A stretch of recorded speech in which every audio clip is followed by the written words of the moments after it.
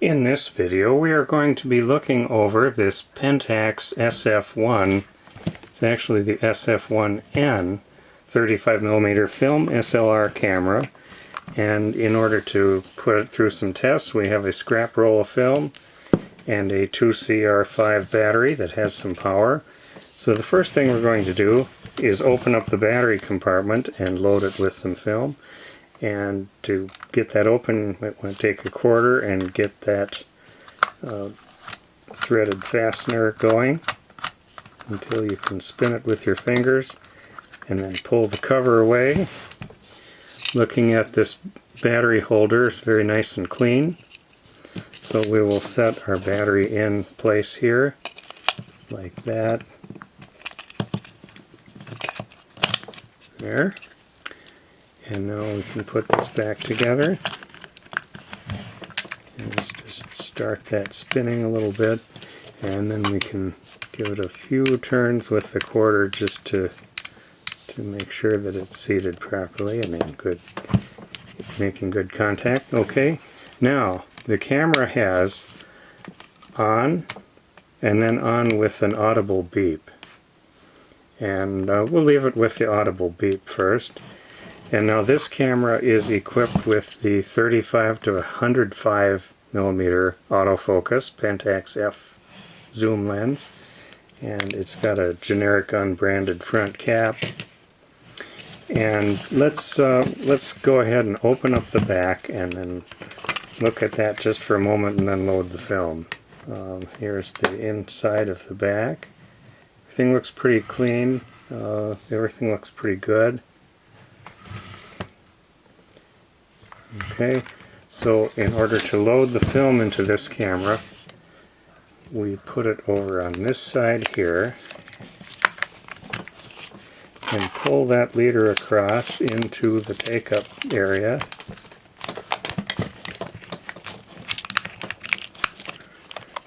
Here we get that engaging with the sprocket right here, and then just close the film door.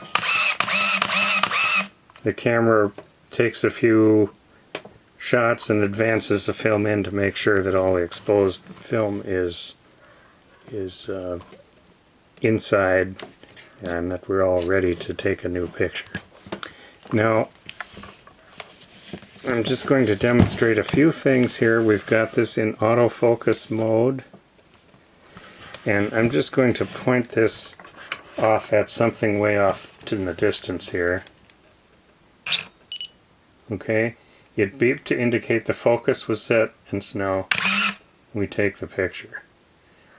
And the film advanced in there because now we are showing picture number 2. One thing I should point out here is it doesn't understand the f-stop unless you have this aperture locked at the minimum aperture. Okay, so now we can actually set what we want the aperture to be if we want to. And that's done with these.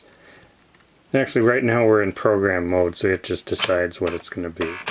So, for example, if I just point it up here, f9.5 at 125th of a second. Zoom on this lens is manual by working this ring here, and then the focus ring here, but right now it's set for autofocus, and it's a screw drive autofocus, so I don't want to turn that. One other thing we ought to demonstrate here is the self-timer. And so if I go here and push this mode,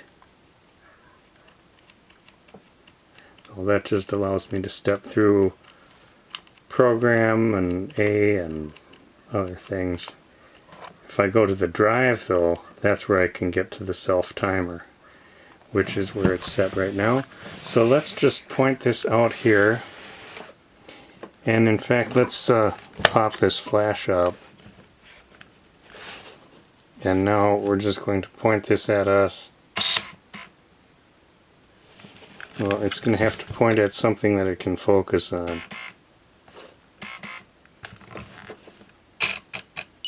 Okay, and now there's a little red light right there, and we'll just watch it complete its cycle.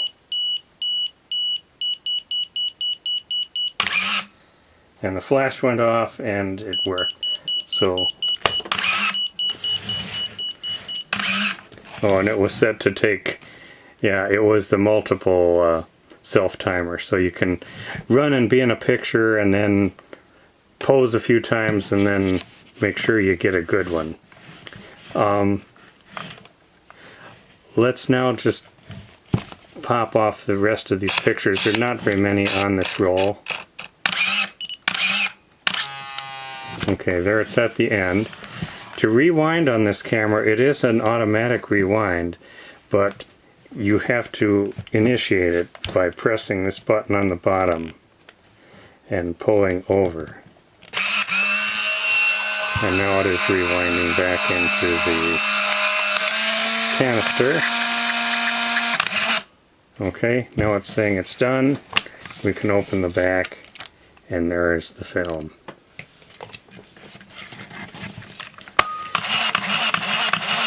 I'm going to turn it off now, and then we're just going to look at some of the things mechanically here.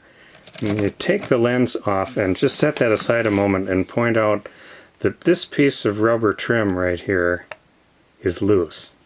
And there's some adhesive back here that is just dried up and is let go apparently. And so this is not stuck down. It shouldn't be too hard to stick that down with something, but that will be up to the new owner. It doesn't look like there are any tears or any damage to the piece, it's just that it's not adhered in place. Inside the mirror box, everything looks good in there to me. And if we look at the lens, now that it's off, we can run the focus ring. That feels pretty smooth. The zoom, that works. And the locking, this has this locked at minimum aperture, but if I push this little button, then I can use it at these other settings. Nice clicks and wide open. And we can work the little lever here. Oh, stopped way down. We can work the little lever.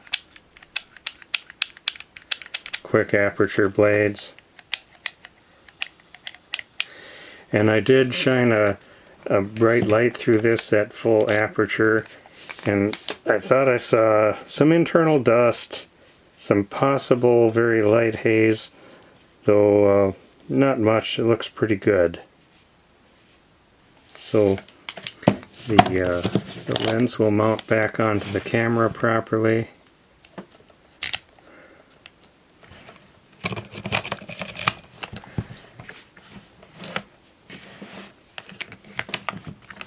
And it comes with this Pentax strap that is still in pretty good condition.